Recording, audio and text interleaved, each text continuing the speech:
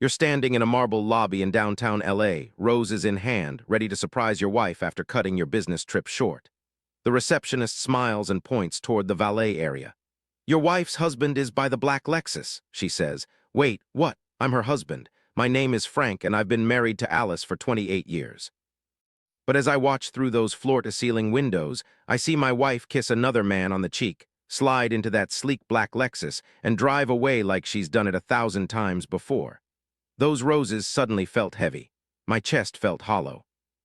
And I had no idea that in the next 7 days, I would uncover a trail of deception so deep it involved our life savings, luxury watches, Hawaiian getaways, and a corporate scandal that would end multiple careers in one night at the most prestigious event of the year.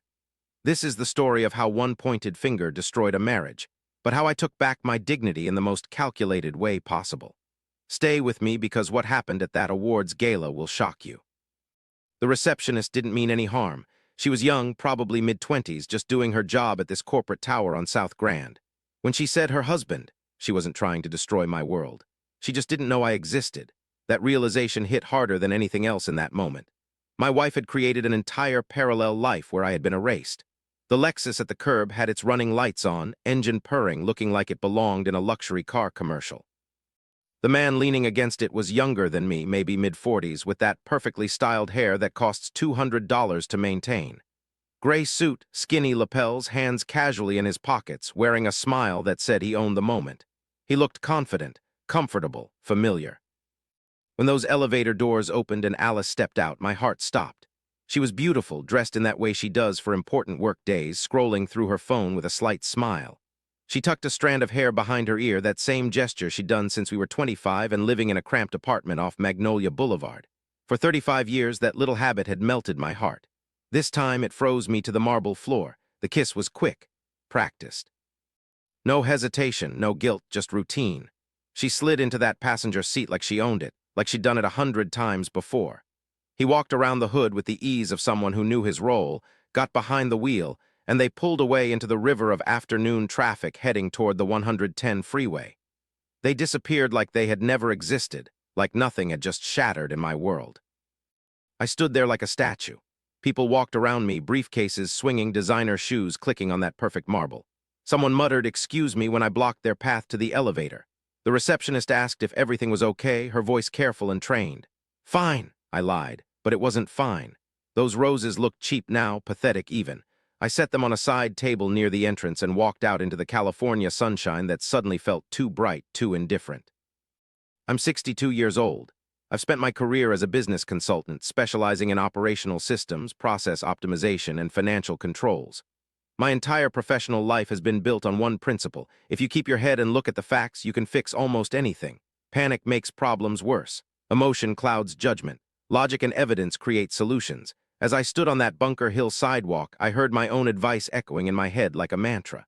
Breathe. Assess the situation. Gather information. Don't make moves you can't control. I didn't follow them. I didn't call her. I didn't scream or break down. I called a rideshare and rode back to the San Fernando Valley in complete silence, phone face down on my knee. The driver tried making small talk about the Lakers. I nodded at appropriate intervals while my mind raced through calculations and possibilities. I wanted to get home before Alice returned. I wanted to walk through our house with new eyes and see what I had missed. Our place is a modest single-story home in Sherman Oaks. Old shade trees line the street. There's a low wall out front with a slight sag that I keep meaning to fix. We raised our son there. He's 32 now, living up in Oregon with his own family. Every squeak in our house has a story. I know which floorboards creak, which door hinges need oil. I patched the same section of drywall twice, once after an earthquake and once after I tried mounting a TV that was way too heavy. It's not fancy, but it's ours, or at least I thought it was. When I unlocked the front door, everything looked normal. The same bowl of fruit on the kitchen counter, the same stack of mail by the coffee maker, the same family photos on the walls showing our life in frozen, smiling moments. But now it all felt like a stage set, a carefully constructed lie. I went straight to the desk drawer where Alice kept our household bills and financial statements. I didn't feel guilty about searching. That ship had sailed the moment. She kissed another man and drove away in a car I'd never seen before. What I found made my blood run cold. There was an American Express statement for a card I didn't know existed. Alice's name was on it, our address was listed, but the purchases were completely foreign to me. Four Seasons Resort Maui, 5 nights in January. The dates matched perfectly with the marketing conference she had told me she was attending. I remembered that trip. I remembered her FaceTime calls from the hotel lobby, showing me the ocean view, complaining about long vendor meetings. I remembered feeling proud that she was being recognized in her field. The amount charged for that stay would have covered our property taxes for the year. Then I saw a charge from a Beverly Hills jeweler. The description simply said client gift. The amount was staggering enough to buy a decent used car. What client receives a $15,000 gift? I kept scrolling. There was a payment to something called Lexus Financial Services. My hands started shaking. I had to set the paper down and press the heel of my palm against my forehead. The refrigerator motor clicked on in the silence, making me jump. I pulled that American Express statement closer and studied every line item. Then I found something that made me physically nauseous. A large transfer from our joint savings account, money that was supposed to be for our retirement, for emergencies, for security. The notation read, Lexus down payment followed by a string of numbers. I recognized those numbers immediately. They were vehicle identification numbers, VINs. That black Lexus I had watched my wife disappear into wasn't just some random car. We had paid for it. Our money, our savings, our future had put that car on the road. I sat in our kitchen chair and felt something shift inside me. The old Frank, the one who avoided conflict and prioritized peace above all else, started to fade away. In his place, the systems analyst emerged, the part of me that builds frameworks, documents processes, and presents irrefutable evidence. You don't fix a broken pipe by hitting it with a hammer. You shut off the valve, drain the system, identify the weak joint, repair it properly, and then test it so everyone can see the fix holds. That's exactly what I needed to do here. I made coffee strong and black, and I made a plan. First priority, protect the money. I called our bank immediately and requested a freeze on our home equity line of credit. I explained calmly that I had reason to believe there was unauthorized activity. The representative asked if I wanted to file a fraud report. I said not yet, that I would be following up with documentation. They placed a temporary hold on any new draws against the line. The woman on the phone used that careful, sympathetic tone that people use when they know something terrible has happened, but can't acknowledge it directly. Second priority, documentation. I printed everything. Every statement, every receipt, every transaction that looked suspicious. The American Express bills, the bank transfer records, the Lexus financial entries with that VIN number clearly visible. I found the insurance card from our shared vehicle file. It listed both our names and our home address. I made copies of my driver's license, our marriage certificate, the deed to our house. Looking at that marriage certificate hurt. We were so young in that photo, grinning like idiots who thought love was enough to weather anything. At 26, you don't know what you're really promising when you say, for better or worse. Third priority, legal counsel. I know a good family law attorney, someone I'd helped years ago when his firm wanted to streamline their client intake process. We'd stayed friendly over the years. At a charity event 6 months back, he'd shaken my hand and said, Frank, if you ever need me, call. I never imagined I would, but I called. His name is Richard Chen, and his voice when he answered carried that professional concern that good lawyers have. Frank, are you okay? He asked immediately. Not yet, I replied, but I will be. Can you see me first thing tomorrow morning? I'll move things around, he said without hesitation. That night I slept on our couch. I left the bedroom light on and the door open like a stage waiting for an actor who might never appear. Alice came home late after 11. I heard the garage door, the soft click of her car door, the pause in the kitchen where she always set down her purse and keys. Then she appeared in the archway to the living room, silhouetted by the kitchen light behind her. The silence between us felt massive, like a canyon neither of us knew how to cross. I thought you were in Phoenix, she said finally. Her voice was steady, controlled. Trip got cut short, I replied, matching her tone. Where were you tonight? Off-site meeting, she said smoothly. Vendor dinner, it ran late. The lie came so easily to her, so naturally. With Greg, I asked. I watched her eyes flicker just a fraction of a second, but enough to confirm everything. I don't know what you think you saw, she said, her voice harder now. I saw enough, I told her. Sit down. We need to talk. I'm tired, she said. Then she turned and walked to the bedroom. The door closed with a soft, final click. I didn't follow her. The old me would have. The old me would have tried to fix it immediately, to smooth things over, to restore equilibrium at any cost. The new me sat on that couch and watched our blank TV screen until the sun came up. At 9 a.m., I sat in Richard Chen's office on Ventura Boulevard. His space was clean and professional, law books lining one wall, framed diplomas on another. I told him everything in the same flat, factual tone you might use to describe what you had for breakfast. He didn't interrupt once. When I finished, he leaned back in his leather chair and asked one simple question. Do you want reconciliation or dissolution? I thought about it for exactly 3 seconds. I want clarity, I said, and I want my money back. We'll file for divorce, he said, as matter of fact as discussing the weather. California is a community property state. What she purchased with community funds matters. The car matters. The watch matters. If we can prove financial waste, the court can credit you for those amounts. The affair itself doesn't significantly change the property split, but the misuse of funds absolutely does. He slid a clean manila folder across his desk toward me. Bring me the complete paper trail. We'll serve her properly. I know a process server who's very discreet. I want it done in public, I said. Richard raised an eyebrow. That can backfire, Frank. Emotions run high, scenes get ugly, and it can hurt your position. I don't want a screaming match, I clarified. I want a strategic moment that ends this chapter decisively. I want her company to see what she and this vendor have been doing. There are ethics violations here that go beyond our marriage. Richard leaned forward, studying my face carefully. You're talking about their annual awards gala, aren't you? I was surprised. How did you know? Everyone in the corporate world knows about it. Millennium Biltmore Hotel, massive events, sponsors everywhere, media coverage. If she got promoted this year, she'll be on that stage. She did, I confirmed. Marketing Manager of the Year. She showed me the notification last week. I kissed her on the forehead and told her I was proud. Richard thought for a long moment, tapping his pen against his notepad. Finally, he spoke. We can't disrupt a private event to serve legal papers, but we can time the service to occur in the lobby beforehand. If you have a legitimate right to speak, say, as a registered spouse on the guest list, you could stand during a toast and make a brief statement. But Frank, listen carefully. You cannot defame anyone. You cannot speculate. You cannot allege criminal activity out loud without proof. You can only state facts that you can back up in black and white. Understood? Completely, I said. And I think you should separately notify their general counsel. The vendor relationship angle is a serious compliance problem. Potential kickbacks, confidentiality breaches. Your evidence needs to be absolutely clean. It will be, I promised. I'll make sure of it. My next call was to an old colleague named Martin Reeves. We'd worked together a decade ago on a systems audit for a regional bank. He'd since transitioned into corporate ethics training and consulting for legal teams when they needed to track financial flows between partner companies. Martin was one of the most honest people I'd ever met, someone who wouldn't cut corners even if you paid him double.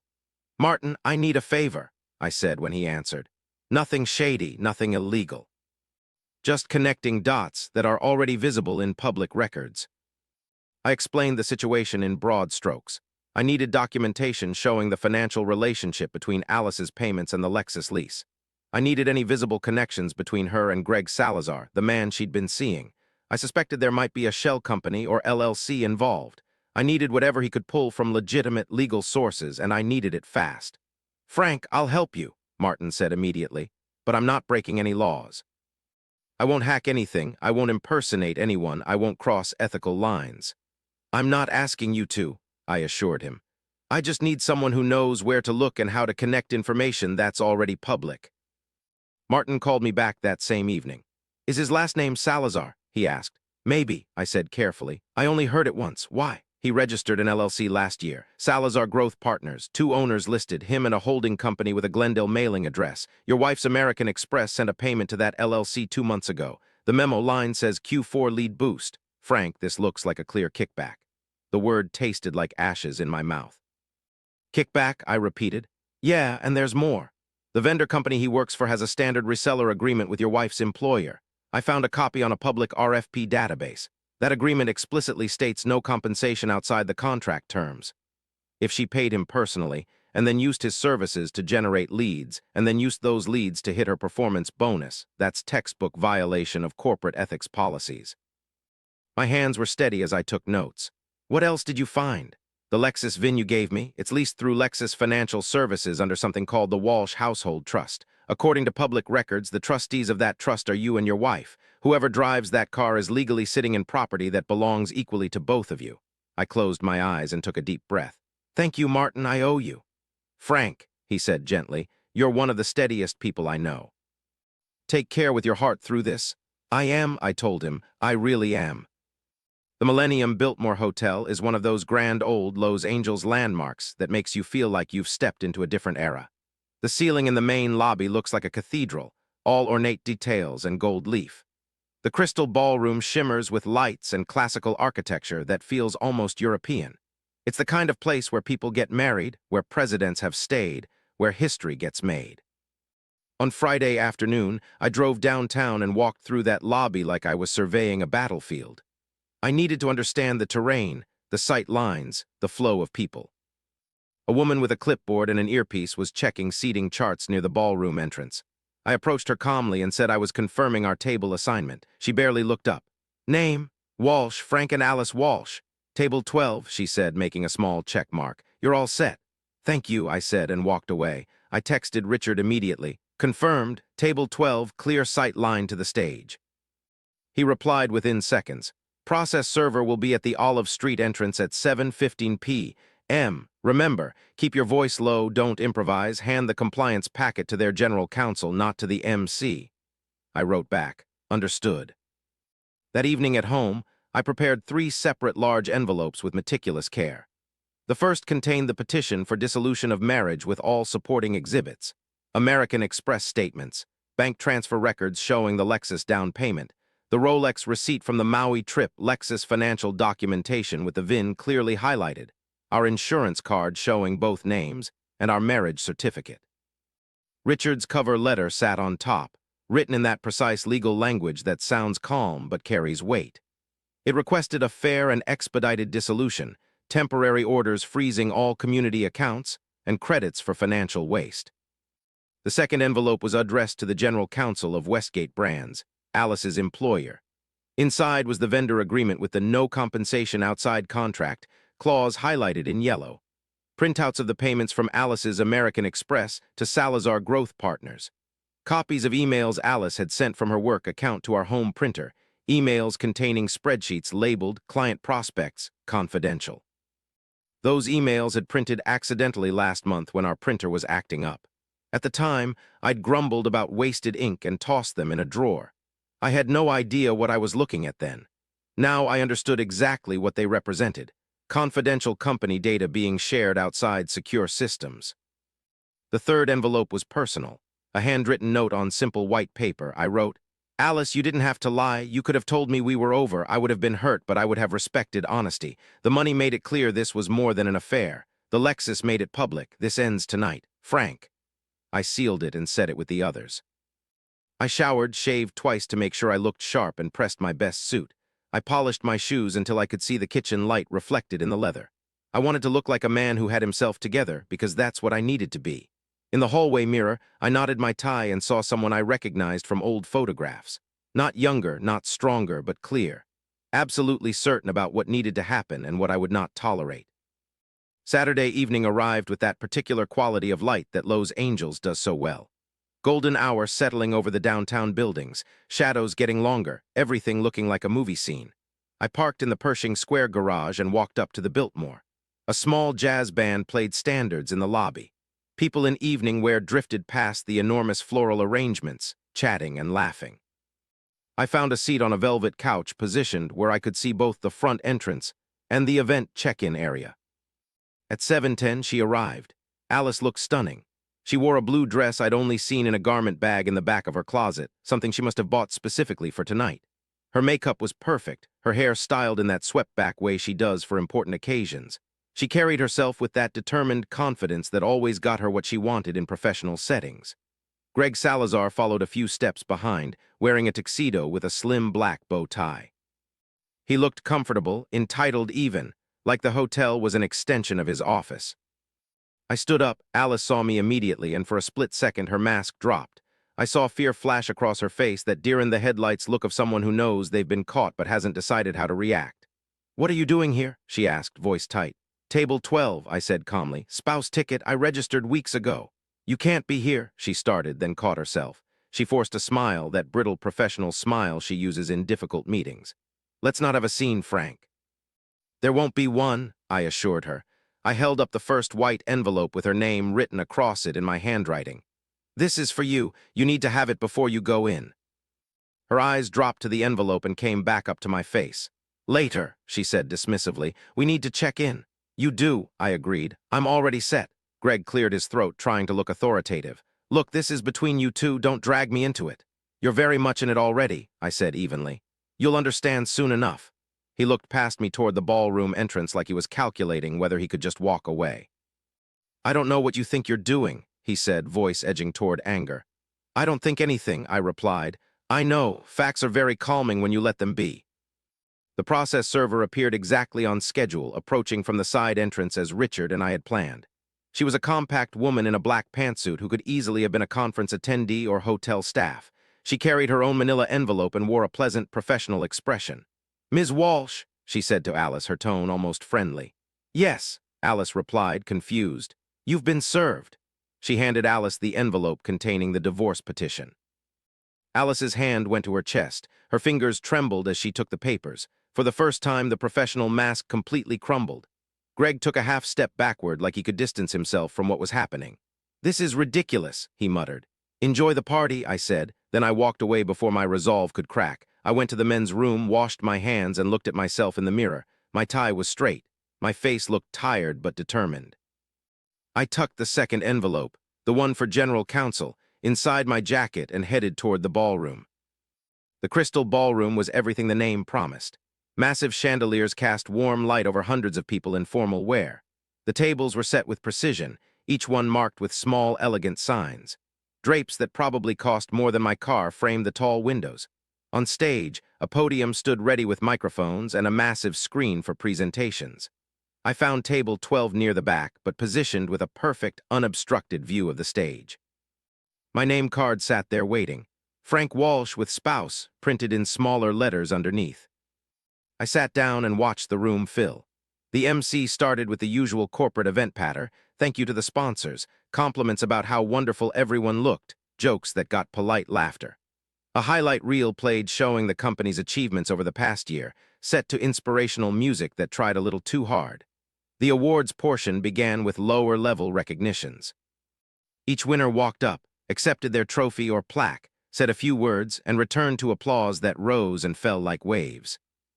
An hour in, the screen flashed to a new category, Marketing Excellence, Manager Level. Alice's professional headshot filled the projection, blown up to 15 feet tall. The voiceover praised her innovative campaigns, her data-driven creativity, and this part almost made me laugh, her strong vendor relationships that delivered exceptional results. They called her name. The room erupted in applause. Alice stood from her table near the front, smoothing her blue dress. She didn't look back at me. She walked between the tables with practiced grace, climbed the small stairs to the stage, and accepted a crystal trophy with both hands, holding it up briefly for the photographers. I want to thank my incredible team, she began, her voice confident and clear through the speakers. This achievement belongs to all of us. I also want to thank Westgate's leadership for supporting bold ideas and innovative partnerships, and I especially want to recognize a few key partners who really helped us absolutely smash our Q4 goals. That was my cue. I stood up. I didn't rush or draw attention unnecessarily. I simply walked along the side aisle toward the front where a floor manager stood near the stage holding cue cards for presenters. I tapped his elbow gently. He turned with that reflexive hotel staff smile. 2 sentences, I said quietly, showing him my spouse credentials. A toast. I cleared it with the organizers. I hadn't, but I projected complete confidence. His eyes flicked to the envelope in my hand, addressed clearly to General Counsel Westgate Brands. He made a split-second calculation that had everything to do with not wanting to own a problem and nothing to do with me personally. Make it fast, he whispered, handing me a wireless microphone like he was passing me a napkin. The MC blinked in surprise but recovered smoothly, because that's what professionals do. Looks like we have a spouse who wants to share a quick word, he announced with a slightly confused smile. A few people chuckled. Keep it clean, he added as a joke, more laughter. I stepped to the side of the stage, not center, not in the full spotlight, but where the light still found me. I faced the room of 200 people. I felt my heartbeat once in my throat, and then it settled back where it belonged. Congratulations, Alice, I said, my voice steady and clear. I'm Frank, her husband. I let that word, husband, sit in the air for a moment. A few heads turned. Some eyes widened in recognition from years of holiday parties and company picnics. I only have 2 things to say, I continued. First is a thank you to Westgate Brands for maintaining strong ethical standards in your vendor relationships. Your general counsel will want to see this. I held up the envelope addressed to their legal department. The floor manager took it from me smoothly and passed it to a woman in a black dress near the VIP tables. She looked at the label and her entire posture changed. She became very, very still. The second is just a small fact, I said, keeping my tone conversational, almost gentle.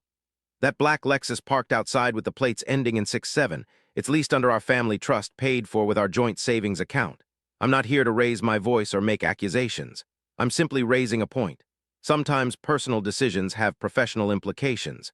When someone does something at home and brings it to work, it can become everyone's problem. The room went quiet in that honest way a room goes quiet when something real has just been said. I didn't use the word affair. I didn't say kickback. I didn't say data breach. I didn't need to. I pulled out a single sheet of paper, the vendor agreement with a highlighted clause, and I read it exactly as written, like someone reading a recipe.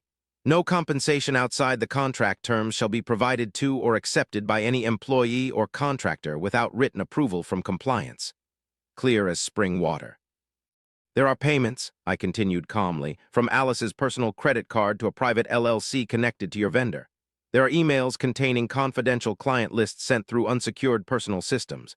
Westgate's general counsel now has copies of all of this. My attorney has copies. We'll sort out the marriage privately through the courts. But this, I gestured to the room, the stage, the trophy still in Alice's hands. This is your house. It deserves to be clean. I stopped. My two things had become more like four, but not much more. No one interrupted me. No one moved. The silence was absolute. I handed the microphone back to the floor manager, who looked like he wanted to dissolve into the floor. The MC recovered first, his voice a bit higher than before. Let's give another round of applause for all our winners this evening. Some people clapped because they didn't know what else to do. Many didn't. The sound was scattered and uncomfortable.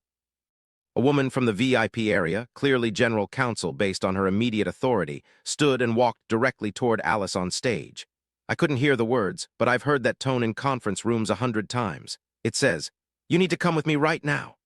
Alice stepped away from the podium, still holding the trophy, then handed it to a nearby staffer like it had burned her hand. That blue dress moved fast as she followed the attorney toward a side exit. Meanwhile, two hotel security staff in black jackets approached Greg's table. They were joined by a man in a suit I recognized from Westgate's risk management team. They spoke to Greg quietly but firmly. Then all four of them walked toward the lobby. No hands on him, no dramatic scene, but everyone in that room saw it happen. That's the thing about a quiet takedown. It's actually louder than shouting. I went back to my seat. A man at the next table shook his head slowly and said to no one in particular, "Jesus Christ." A woman across from me reached out and squeezed my forearm once, quick and firm, the way a stranger might comfort another stranger on a bus. Then she let go. People looked at their plates. People looked at the ceiling. People looked at the exit where Alice had disappeared. The room tried to pretend it was still a celebration, but everyone knew something fundamental had shifted. 10 minutes later, before dessert was even served, the VP of Human Resources approached table 12. She leaned down discreetly. "Mr. Walsh," she said quietly, "we're placing Alice on administrative leave pending an internal review. I'm very sorry for your situation. If you'd prefer to leave now, we can have someone escort you through a back exit to avoid any additional awkwardness." "Thank you," I said sincerely. "That's very thoughtful, but I'm ready to go." I stood, pushed my chair in carefully, and made my way out through the side corridor in the quiet way you leave a church service when you don't want your footsteps to echo. In the lobby, the jazz band had switched to something faster, trying to will the hotel back to normal energy. Outside on Olive Street, the evening air felt clean and cool. The valet station hummed with activity. A different black Lexus waited at the curb for someone else. The valet looked at me expectantly. "Need your car, sir?" "I'm good," I said. "Thanks." I walked down toward Pershing Square and took the elevator into the parking garage. My shoes echoed on the concrete. I felt lighter than I had in months. The divorce moved faster than I thought anything in the legal system could move. When your documentation is clean and your case is straightforward, things happen. The court reviewed the evidence of financial waste, the Lexus payments, the Hawaii trip, the jewelry purchase, and credited me accordingly. The account freeze held. Alice resigned from Westgate before they could fire her. They called it a mutual parting of ways. Her LinkedIn profile went quiet. Greg disappeared from his company's website entirely. The vendor firm sent out a press release about their renewed commitment to compliance and ethical partnerships. I didn't save it. I didn't need souvenirs. The only document I kept was the updated insurance policy that removed the Lexus from our coverage. The lease broke early with penalties. The car went back to the dealership. Our driveway looked bigger without it. I moved through the house during those weeks like you walk through a childhood home after all the furniture has been removed. The rooms looked honest. Sunlight fell on clean floors in perfect rectangles. I packed Alice's remaining clothes into boxes, labeled them carefully, and texted her a list of times she could pick them up. I didn't want to see her alone. Brought her sister. They moved quickly and efficiently. We orbited each other in careful circles that never touched. At one point, Alice tried to talk. "You didn't have to do it like that," she said, her voice quiet but sharp. "In front of everyone." "I did it in front of the people it affected," I replied calmly. "That room is where you brought it. That's where it needed to end." "You embarrassed me." "You embarrassed yourself," I said, not with anger, but with the simple finality of stating a fact. "The light is red. The door is locked. The account is empty." She looked down at the sweater she was folding and nodded once, like the truth had finally penetrated. Then she put the sweater in a box and didn't try to speak again. On a plain Tuesday evening about a month later, I took a walk at dusk through our neighborhood. This is the time when sprinklers kick on, and you hear the cough and sputter of old irrigation heads. Dogs bark at squirrels. A kid down the street practices ollies on a skateboard. The sky over the San Fernando Valley turns the color of a ripe peach, then deepens to purple until the sycamore trees look like paper cutouts against the fading light. I ended up on the back porch we had built together, the one we constructed the year we thought we'd never move. My phone rang. It was our son calling from Oregon. I could hear my grandson yelling in the background about something the dog had done. We talked about a baseball game, whether his tomato plants had survived a late cold snap, normal father-son things. Then he asked, not in an open-ended therapy way, but in the direct way a grown child asks when they trust you can handle truth. "How are you doing, Dad?" "Steady," I told him. "I'm sleeping well, I'm eating regular meals, I'm taking walks. I detailed the car for no reason except that it needed doing. You know that old chair by the window? I finally fixed the wobbly leg, doesn't shake anymore." He laughed softly. "That's good, Dad, that's really good." "Your mom left the company," I added. "The papers are all signed. We'll settle the last financial details next week, and then it's done." "I'm sorry it came to this," he said. "Me too," I replied. "I'm sorry in the big way. Not guilty, just sad that time does what it does to two people who stop being honest at the same speed." After we hung up, I sat on that porch for a long time. The light hummed softly. Somewhere near the back alley, a nightbird made its two-note call.